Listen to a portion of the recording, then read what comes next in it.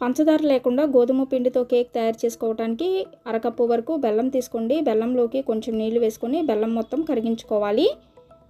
ఈ విధంగా కరిగిన తర్వాత ఒక గిన్నెలోకి 1 కప్పు వరకు గోధుమ పిండి, అలాగే వంట సోడా, కొంచెం ఉప్పు, వెనిలా ఎసెన్స్ వేసుకొని మనం బెల్లపు నీటిని చల్లారనిచ్చుకొని ఫిల్టర్ చేసుకుంటూ గోధుమ పిండిలో వేసుకొని బాగా కలుపుకోవాలి. అయితే మనకి పిండి కన్సిస్టెన్సీ అనేది కేక్ బ్యాటర్ లాగా రావడానికి పాలు పోసుకుంటూ పిండిని ఈ విధంగా కలుపుకోవాలి. ఇప్పుడు ఇందులోకి 1/2 కప్పు వరకు నూనె కానీ నెయ్యి కానీ వేసుకొని మళ్ళీ పిండిని బాగా కలుపుకోవాలండి. ఇలా కలుపుకుంటే చాలు మనకి బ్యాటర్ అనేది రెడీ అయిపోతుంది కేక్ తయారు చేసుకోవడానికి. ఇప్పుడు ఉడికించుకోవడానికి బాండీలోకి ఉప్పు వేసుకొని ఉప్పుని వేడి చేసుకున్న తర్వాత కేక్ గిన్నెకి నూనె కానీ నెయ్యి కానీ రాసుకొని కింద మనకి నచ్చిన డ్రై ఫ్రూట్స్ వేసుకొని తర్వాత కేక్ బ్యాటర్ వేసుకోవటమే. బ్యాటర్ వేసుకున్న తర్వాత బాండీలో పెట్టుకొని ఉడికించుకుంటే చాలు కేక్ రెడీ.